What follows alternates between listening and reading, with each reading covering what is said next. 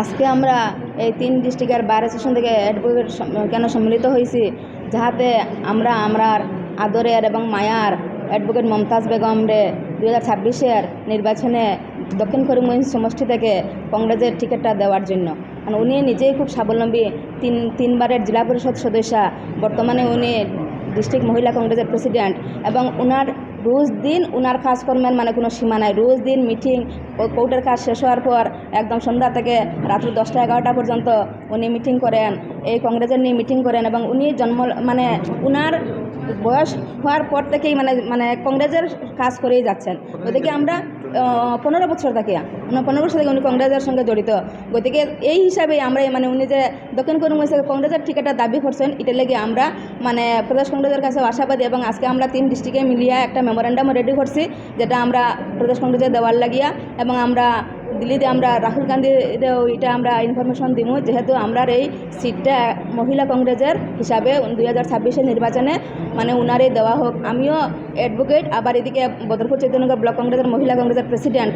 এই হিসাবে মানে আমরা দাবি, সবার দাবি, যাহাতে আমার আদরের বোন মমতাজ বেগমকে এই 2026-এর নির্বাচনে দক্ষিণ করিমগঞ্জ থেকে কংগ্রেসের টিকিটটা দেওয়া হোক।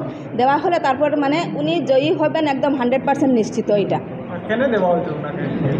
ওনাকে টিকিট দেওয়া হয় না, ওনার মানে প্রচুর মানে ওনার এরিয়াতে মানে প্রচুর স্বাবলম্বী উনি নিজে এবং কাজকাম করে আসছেন এবং ওনাকে সবাই মানে ভালোবাসে এবং জনস্বার্থে উনি নিজে কেউ সহযোগিতা নেওয়া লাগে না, উনি নিজে সাফিসিয়েন্ট, নিজেই মানে ঘরে ঘরে যান, ঘরে ঘরে কাজ করেন এবং ওনার মানে অনুপ্রেরণায় অনেক কংগ্রেস মহিলা এবার আমরা মানে প্রথম এইবার দেখছি যে এই 2025 ডিস্ট্রিক্ট অফিসে যে মহিলা প্রতিষ্ঠাতা দিবস আছিল, ওই দিন যে কত কংগ্রেস মহিলা মানে এখানে জমায়েত হয়েছেন এবং আমরা বহুত বড় মিটিং হয়েছে। এটা মানে পুরা আসামে এটার মানে একটা প্রতিফলন আইছে, যেখানে বিহু ডান্স হয়েছে, মণিপুরি ডান্স হয়েছে, মানে নৃত্য হয়েছে, বাঙালি নৃত্য হয়েছে, দামাইল হয়েছে, সব কিছু হয়েছে।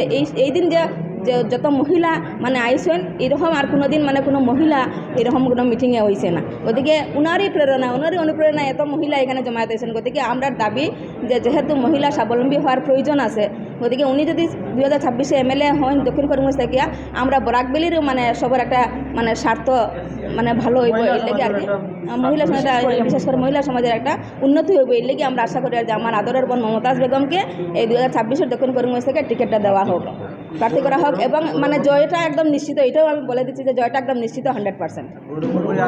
এবং আমরা গৌরব গগৈ মহাশয়কে মানে যদি উনি টিকিটটা দেওয়ার সুযোগ করে দেন, আমরা অনেক ধন্যবাদ ওনাকে দেবো এবং আশাবাদী আমরা মমতাজ বেগম টিকিটটা পাইবা।